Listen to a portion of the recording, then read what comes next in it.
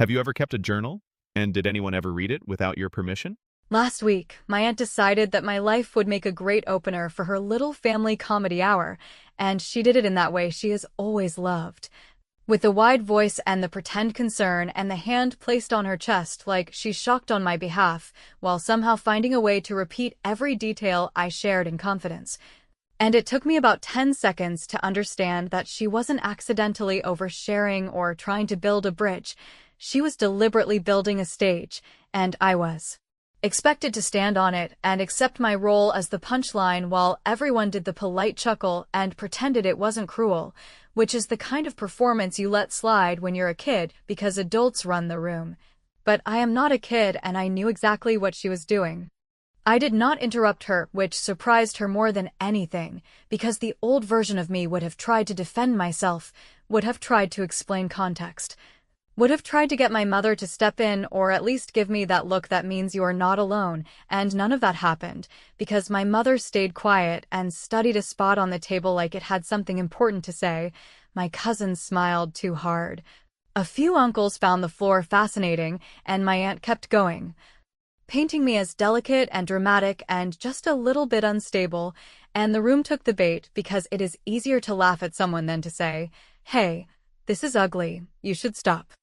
So I stood there and let the wave pass, which took longer than you would think, and while it passed I felt this calm I haven't felt in a long time, a kind of cool, steady air that let me hear her rhythm and note where she paused for laughs and where she delivered the little final jab, and I thought, you hide behind the word family.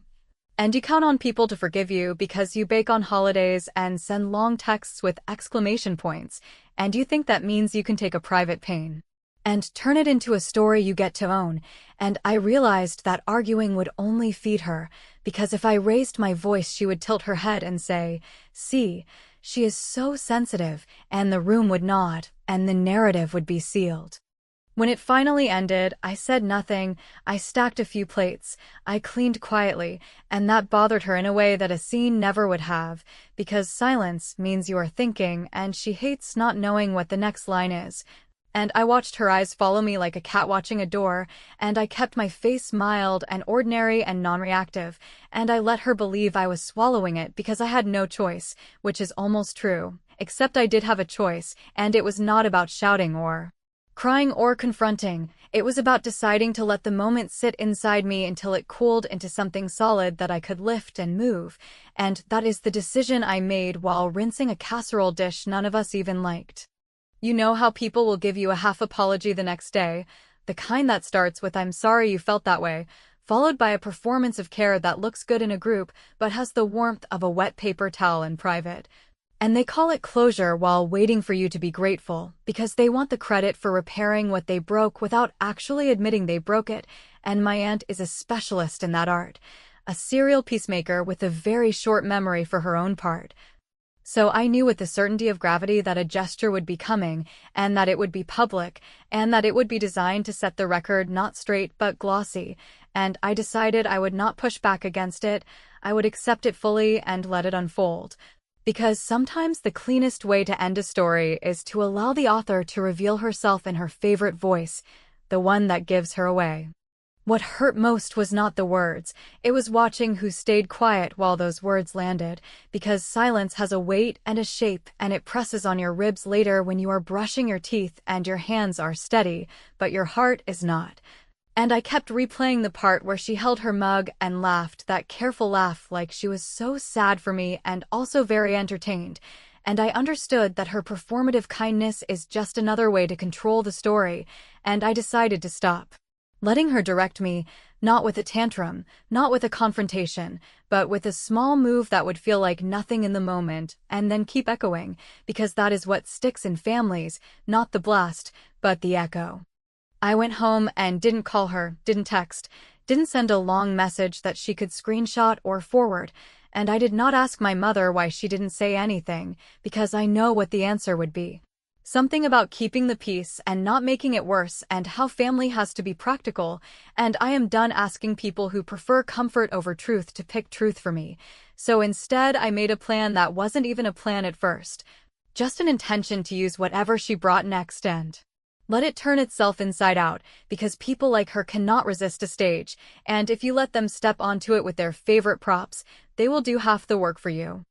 I know this sounds cold, but it wasn't. It was measured, and it was mine, and I kept reminding myself that this was not about hurting her body or wrecking her life. This was about balance. About making sure the next time she reached for my name at a table, she would feel a small warning in her chest and think twice, because a boundary is not a lecture. It is a consequence you can deliver without raising your voice, and I had never done that with her. Not once, which is why she kept pushing. By the weekend, the inevitable invitation arrived. A smaller get-together, more casual, just family, and the message from my aunt was sugary and light and sprinkled with that word fresh, like we could just reset with a smile and a nod and some coffee. And I replied with the usual politeness and a thumbs up I deleted before sending because I refused to decorate this with stickers, and I promised myself I would bring nothing but patience and a very still face, because if she wanted a stage, I would give her one with perfect lighting and let her choose her own trap. And this is the part one want you to remember, because it matters for everything that follows. When someone shows you that your pain is their content, you do not fix them, you do not reform them, you do not ask for better lines. You take your voice back by refusing to feed the performance, and you make one move that looks like nothing and changes everything. And when my aunt finally came toward me at that gathering with her bright smile and her peace offering in her hand, I knew I was all ready. Done asking for fairness, I was done auditioning for dignity, and I was ready to let her be exactly who she is while I stayed exactly who I had decided to be. When I walked in, the room had that careful buzz families create when everyone wants to look normal and no one wants to say the one thing that would make it honest. And before I could put my bag down, my aunt was already moving toward me with the kind of speed she usually saves for gossip. She cannot wait to deliver, except this time her hands were occupied, and she held out a mug like it was a newborn or a trophy or, more accurately, a prop, and she pasted on the smile she uses when she needs to manage optics, and she said we should start fresh, which is the gentlest way to erase last week without naming it, and she waited for me to clap for her courage in being gracious, after publicly serving me up for laughs. And I looked at the mug, and then at her face, and I decided to give her exactly what she wanted, because a performance without an audience dies, and I had no intention of letting this one die quietly. I took the mug with both hands the way people do when they need to look touched, and I said thank you with a softness I had to borrow from somewhere because I was not feeling soft, and I watched her eyes flick around the room to make sure the moment had been seen. Because a peace offering is only satisfying if it has witnesses, and there were a few. My mother near the counter pretending to read a label like it mattered, my uncle half listening, a cousin who always films everything in her head. And across the room her daughter Emma with her phone in her hand, thumbs moving like always, which is not a criticism so much as a fact of her, because the girl narrates her life digitally, and that has become her job in this family. To package moments so they look good from a polite distance. The mug was one of those generic things with a corny line printed on the side about new beginnings or gratitude or whatever was in the clearance bin last minute, and I would have laughed if I did not already know this was not for me. It was for the story she wanted to tell about me, the one where she, the benevolent aunt, made amends, and I, the delicate niece, accepted them, and harmony returned because we are all so adult and emotionally mature, and I thought, if you want that picture so badly, then let's take it, but not with me at the center, because you do not get to control the framing again. So I weighed the mug in my hands for a second, just long enough to honor the ceremony, and I looked at Emma, who had glanced up because she loves a moment that might be posted. And I smiled at her the way you smile at someone you genuinely like, even if her mother is impossible, and I said, "This looks like you," and I stretched my arms toward her and placed the mug in her hands with the lightest tone. Not sharp, not pointed, not cruel. Just casual, like an aunt handing a niece a small trinket. That fits her vibe, and the room felt that tiny drop in pressure only the attentive notice, because my aunt's smile slipped a fraction and then rebounded, and she laughed that high laugh that says everything is fine, because the optics had shifted. And she could feel it even if she couldn't name it yet. Emma, to her credit, made it smooth, said thanks, Aunt Rachel, without looking to her mother for permission, because that girl was born with agency and a front camera, and she turned the mug in her hand like she was already planning the shot, and I said, "It suits you." The words light as air, but landing with a weight I knew her mother would register, because what I had accepted was not her apology, but her need to be seen being generous, and by redirecting the object of the gesture to the person who lives on platforms, I gently moved the spotlight from my aunt's show of grace to my niece's instinct to share, which meant the archive would not say Linda redeemed herself. It would say Emma loved a gift from me. My aunt tried to keep the moment tethered to her script, reaching for my elbow, squeezing with that breathy chuckle that signals intimacy while telegraphing control, and she said, "See, we're back to normal," which almost made me snort. Because normal in her dictionary means no one brings up what she did, and I kept my face friendly and non-reactive and said something bland about being happy to move forward, and then I let go of the elbow and drifted toward the water pitcher, because the best way to puncture a performance is to stop giving it oxygen, and as I poured, I watched from the side while Emma stepped near a window to catch the decent light, held the mug at an angle she knows flatters, snapped a picture, and started typing with the speed of youth and confidence. I did not have to guess the caption because I knew the shape of it, something about gratitude and love and family, and what mattered was the tag, because my aunt follows her daughter like a hawk who wants to be a dove, and likes the comments that make her feel successful at mothering and hosting and managing whatever she thinks needs managing, and I waited, sipping water slow and casual, while the first notifications pinged, and a cousin laughed softly and nudged her boyfriend to look. And a few heads turned as the post appeared in their feed, and you could feel the narrative rewriting itself in real time without anyone saying a thing, because the image did not feature my aunt's smiling olive branch, it featured Emma thanking me. There was a moment, a small one, where my aunt tried to reclaim the narrative with a chirpy remark about how she had chosen the mug carefully for me, which would have been harmless if she had not used that self-congratulatory tone that set my teeth on edge last week. And I watched a few relatives glance back and forth between her and Emma's phone, which is all it takes, a few pairs of eyes doing silent math, and then the current shifted, because the room had a new anchor, the post, the comments, the immediate, public record that does not erase easily, and I kept my mouth shut because the quiet I chose last week was not weak, it was strategy, and strategy does not babble. Emma came back to the group, took a casual sip from the mug like she owned it now, and I asked her, still friendly, how her week had been.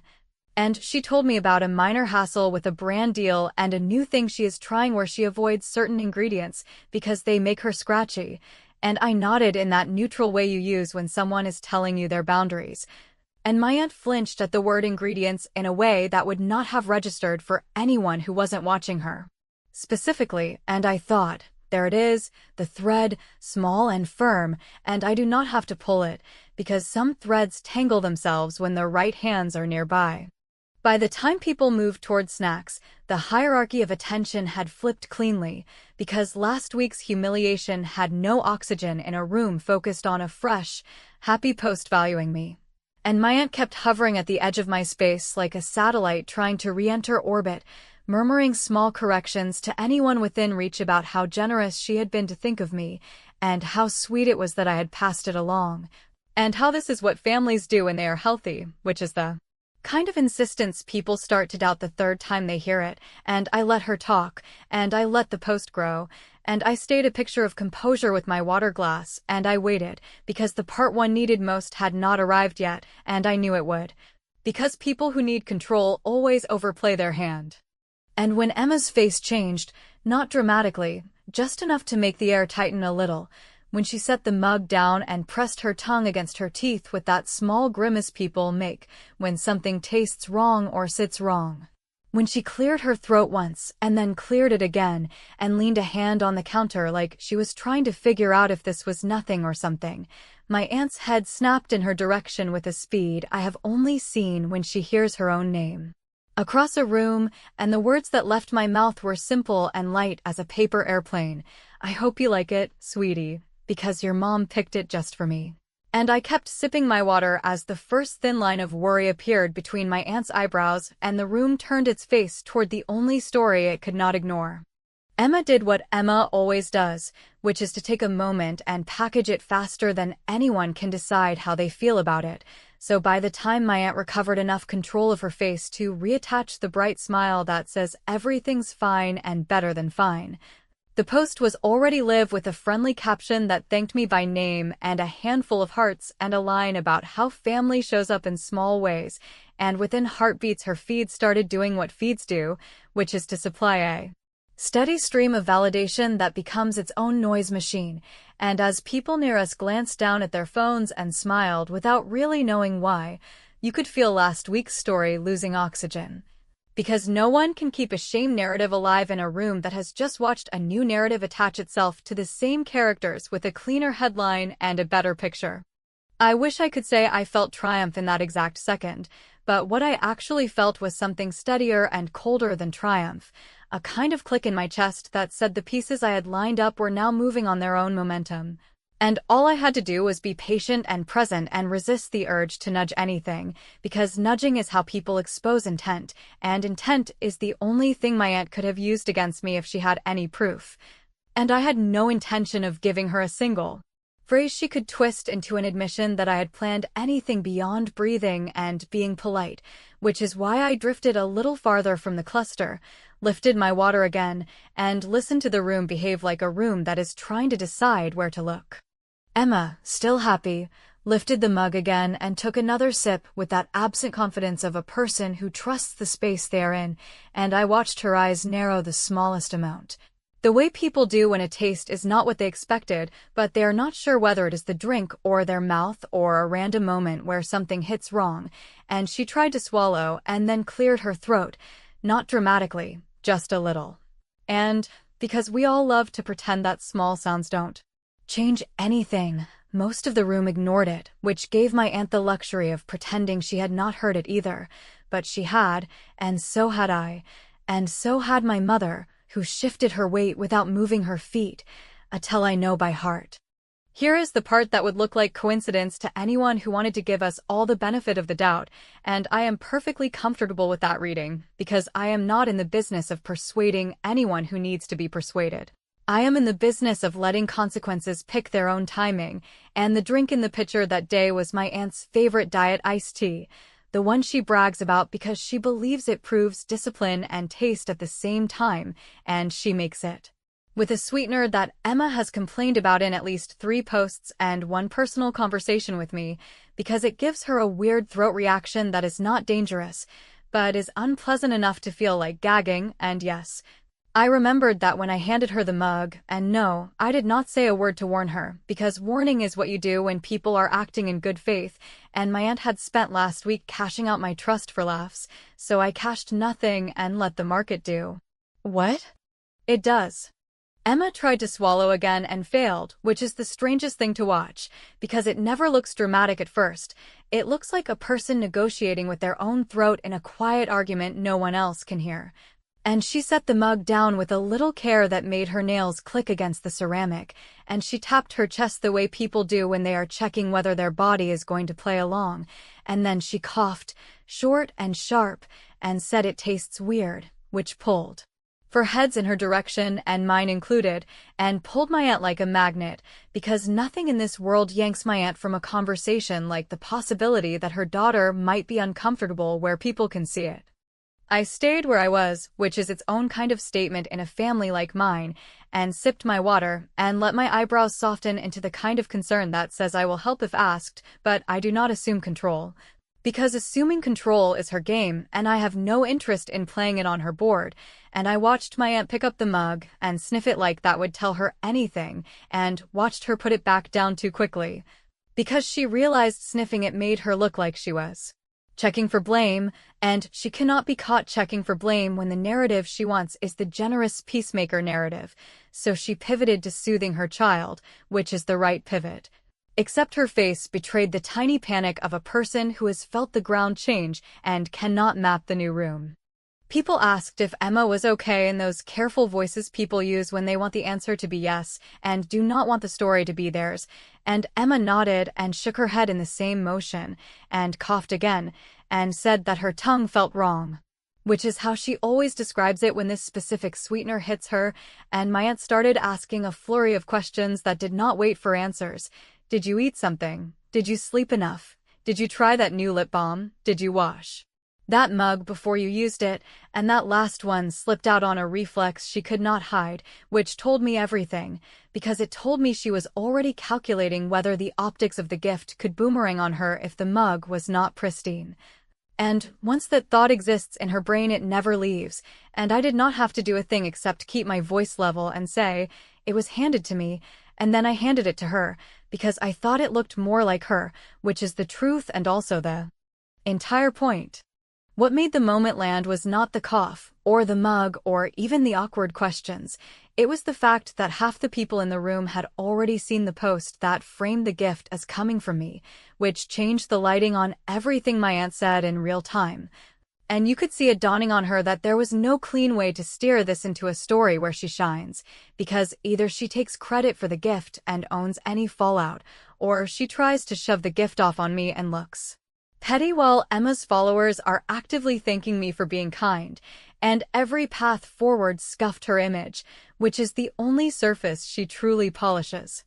I caught Emma's eye and said, "You mentioned before that certain sweeteners mess with you. Do you think that's what this is?" And I let the question hang without pressure, because it gave her a gentle exit if she wanted it, and it gave my aunt a bloodless way to stop talking about cleanliness and start talking about ingredients, which would keep her away from accusing me of anything while still forcing her to see that she had hosted this entire scene, and Emma nodded with a face that said she did not want to make a big deal of it, but also did not want to swallow again, and I heard my aunt inhale like a person bracing, and I knew the next minute would decide whether she tried to perform control or grace, and either way the ground would tilt in my direction.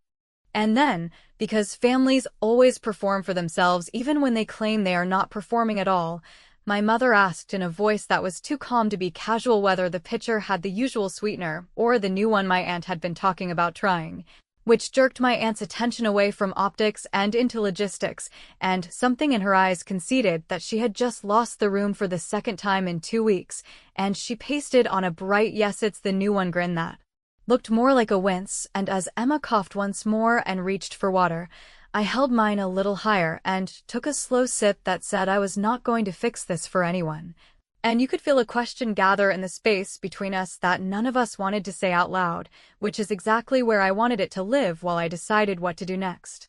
It is a strange kind of quiet that happens when a room full of people pretends everything is fine while their bodies are already bracing for the next thing, and that is the quiet that settled as Emma tried to decide whether her throat was going to cooperate. And my aunt, who never met a moment she could not narrate, suddenly found herself without a script, because the words that usually steady her had turned slippery, so she did what she always does when control leaks out of her hands, which is to crank up concern until it looks like leadership, and she started positioning people with those breathy directives that sound helpful but mostly exist to make her look central, telling someone to get napkins and someone to find ice and someone to open a window, even though none of that would help a thing, and I stood there with my water because I understood that the fastest way to make a point with someone who performs control is to refuse to audition for a part in the play.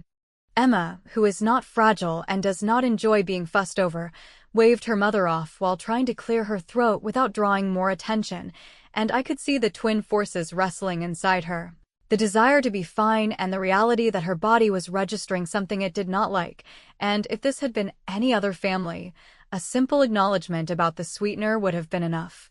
But in my family, an acknowledgement is rarely allowed to be simple. It must be framed with credit and blame and a tidy bow that dictates how we all remember it later, and my aunt was not ready to let the memory form without her fingerprints, so she reached for the mug again as if touching it would reverse time, and she said, "Maybe it needs a rinse." Which was the first real crack, because it told everyone who was listening that the gift might not have been given with actual care, just with speed and optics, and you could feel a few heads turn like weather vanes catching a new wind. My mother, still pretending to be casual, asked again about the sweetener with that steady tone she uses when she is trying not to show whose side she is on, and my aunt answered with a version of the truth that shaved off anything that made her look sloppy, saying she had mixed a new batch earlier and maybe it was a little strong, and I let the words sit there because they served me better than anything I could say, and then I placed one more small stone exactly where it needed to go, not heavy enough to be called an accusation, not light enough to be ignored, by tilting my head a fraction and asking, in that curious voice you save for things that truly puzzle you, whether the mug had come straight from her cupboard. Since I recognized the style from last week in her kitchen when she poured her own coffee and told her story about me, and I watched the sentence land in her eyes first and then in the room, because memory is a simple judge and people remember what they saw. There is a particular look people get when the narrative they were counting on being easy suddenly threatens to twist into something less flattering, and my aunt wore that look for a breath before she fixed it with a smile that did not reach anything important, and she said, of course it was new, which would have been believable if her daughter had not already posted the photo that made it performatively mine, and if 3 relatives had not quietly said that they own the same set because it came in a discount pack last year, and if my cousin had not murmured that the print looked a little faded in a way you do not see on truly new things, and none of those comments were loud. Yet together they formed a soft chorus that pushed my aunt toward a corner she could not pretend did not exist. I stayed with my water and let Emma decide how to exit, and she did what functional adults do, which is to take a breath, own what her body was telling her, and say she probably hit the wrong sweetener and needed plain water and a minute. And she said it without drama, which is a gift to any host, except my aunt did not know how to accept that gift because it did not include applause for her, so she tried to usher the moment toward gratitude by patting Emma's shoulder and saying, "We all make mistakes, honey," which triggered a tiny wave of discomfort because no one had accused Emma of a mistake. And because the one person who might have rinsed a mug or remembered what her daughter avoids was now performing absolution like a pastor at a baptism no one asked for, and I felt the room clock it, not loudly. Just enough to shift the weight of the story from a teenager's throat to a mother's choices. If I had wanted the scene to explode, I could have pushed then. I could have asked loudly about when exactly the mug was washed or whether the iced tea had the sweetener Emma reacts to or whether the apology last week was ever going to be real.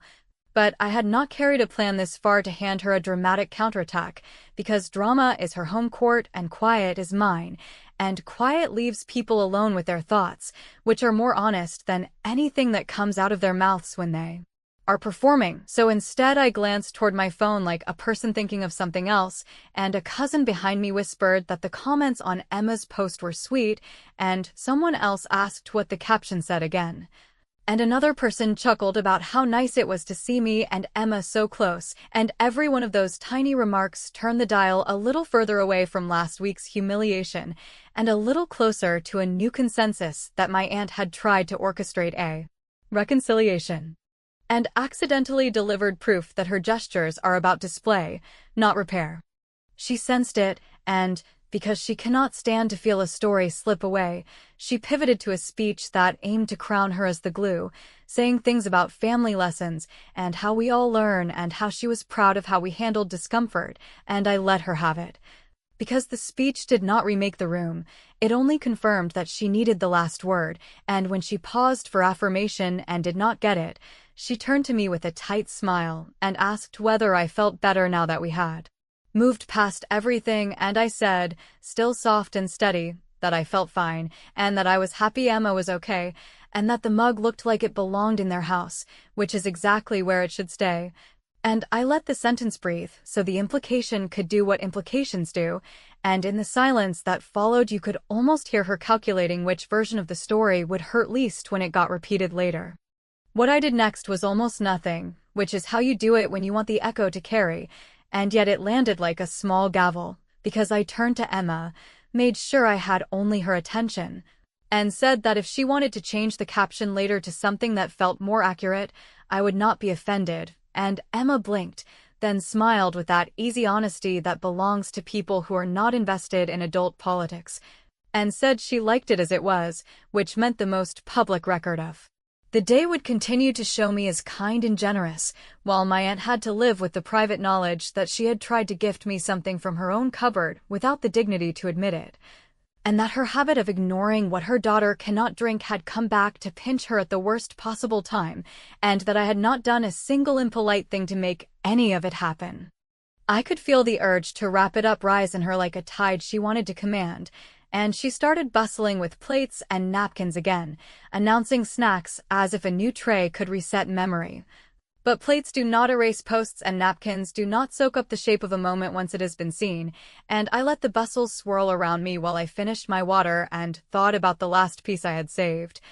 The one I had held back in case she tried to reframe the entire afternoon as proof of her goodness, because the last piece was not loud and it was not showy and it was not even a sentence. It was a quiet, practical thing that would seal the story without me raising my voice. And as I set my empty glass down and watched her try to keep the spotlight from hardening into something unflattering, I decided the time had come to place it exactly where it would live longest.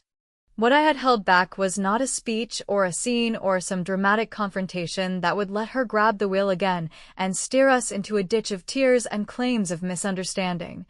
What I had saved was a practical move that would live longer than any apology and leave fewer fingerprints than any accusation, because what I wanted at the end of this was not for anyone to declare me right. I wanted the room to understand in that quiet private place where people keep their real opinions that the story belonged to me now, and that she had lost the ability to tell it without bumping into the truth she had tried to outrun. So I took out my phone without theatrics, placed one quick order while my aunt narrated snacks like a flight attendant who thinks a basket of crackers can fix turbulence.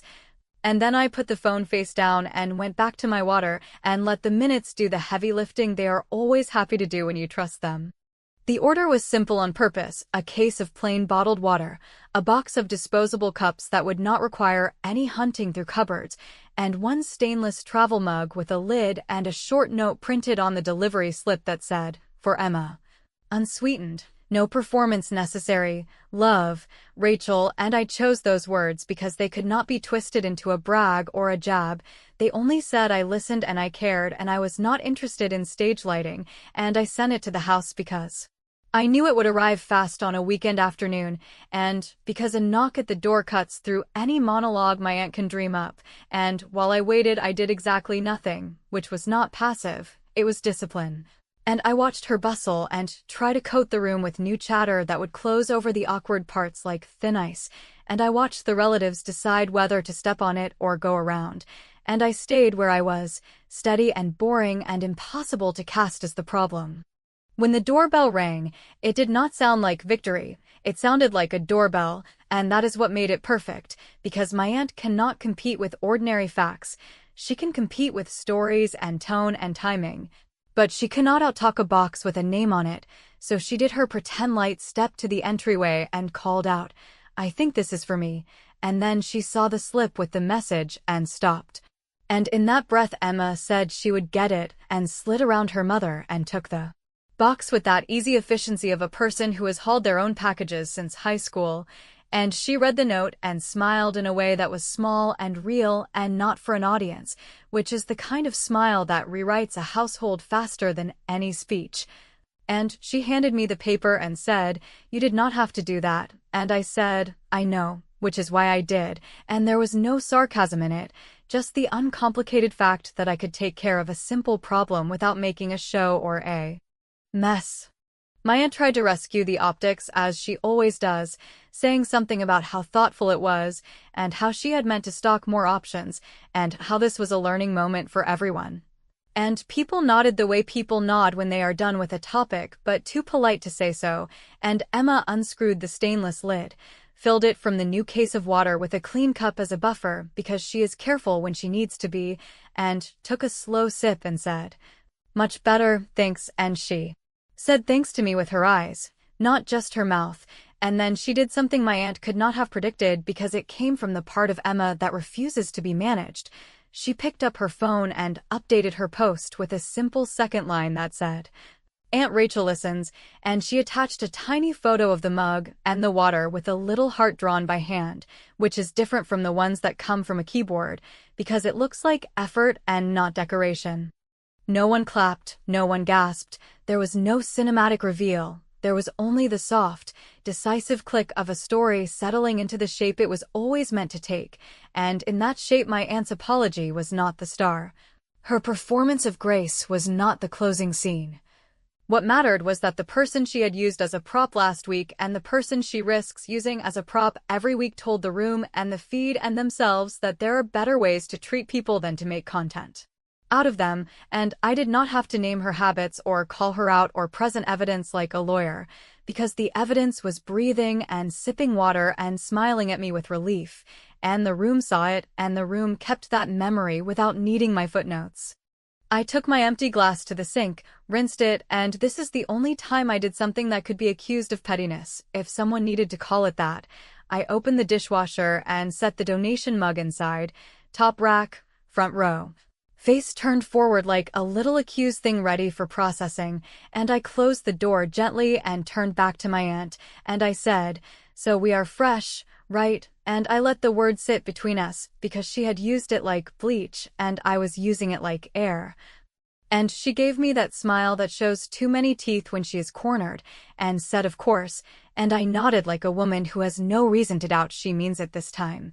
Which is exactly the expression I wanted on my face when everyone around us glanced over to see how the two of us would conclude a moment they would talk about later without agreeing on the adjectives. I did not push further. I did not ask her to own last week or explain this one. I did the opposite. I handed her back her house and her stage and her future choices, and I left her with the simple fact that any time she tried to turn me into content again, there would be a friction she could not sand away, because I had changed the cost structure, and she could either pay in private work and real apologies, or she could pay in small public losses that add up, and neither option came with me. Raising my voice, which is the only threat she truly respects, the threat that she can no longer make me perform. In the days that followed, the family did what families do. They called each other with their soft takes and their careful phrasing, and more than one person reached out to say that Emma's update was sweet and that they were glad things were calm. And a cousin who likes to gossip told me that my aunt had complained that the whole thing got blown out of proportion online, which made me laugh into my coffee because no one had blown anything anywhere. The only person who tried to inflate this was the one person who did not want to sit with the shape of it, and every time she told the version where she was the misunderstood glue, someone would bring up the dishwasher mug, or the water delivery, or the caption edit. And then the conversation would run out of room for her favorite lines, which is what happens when you run into your own reflection and finally have to look. I would love to tell you that this cured her, that she never told another story at my expense, that she learned, that we found a soft middle where we could meet without anyone needing to perform, and maybe that will be true over time, or maybe it will not. Because people do what they do until something inside them decides to stop, and my job is not to be that something for her. My job is to be that something for me, which I did, and the measure of it is not in the words she texts me now, it is in the way my shoulders do not tighten when her name lights up my screen. It is in the way I walked into the next gathering like a woman who owed no one a performance and owed herself the kindness of being done with repeating the same arguments. If you are looking for a confession, here is the only one I will give you. I knew exactly what I was doing when I handed Emma that mug. I knew exactly what might happen when her mother poured her favorite tea without thinking about the ingredients her daughter avoids. I knew the delivery would arrive when it did and say what I needed said without me opening my mouth, and I am not sorry. Because last week she took my private words and fed them to a room for laughs, and this week I gave the room a better appetite, and I did it without lying, without yelling, without breaking anything, which is the kind of victory you can live with for a long time, even if it still stings a little when you remember how it started. So no, I did not poison anyone or humiliate anyone or burn the bridge. I just marked the toll. I set the price for using me as a story, and when she tried to cross again with a smile and a mug and the word fresh, I let her pass and made sure everyone noticed the sign, and if that sounds calculated, that is because it was, and if you think it was too far, that is your right, but I will tell you this much, and then we can be done. When a person who loves optics more than honesty looks panicked. While her daughter coughs and the room looks to me, and I take a slow sip of water and keep my face calm, it is not cruelty, it is clarity, and it is the end of a chapter one never wanted to be in, and it is the start of one I am writing myself. One long sentence at a time, with no permission slips and no stage directions and no laugh track that I did not choose.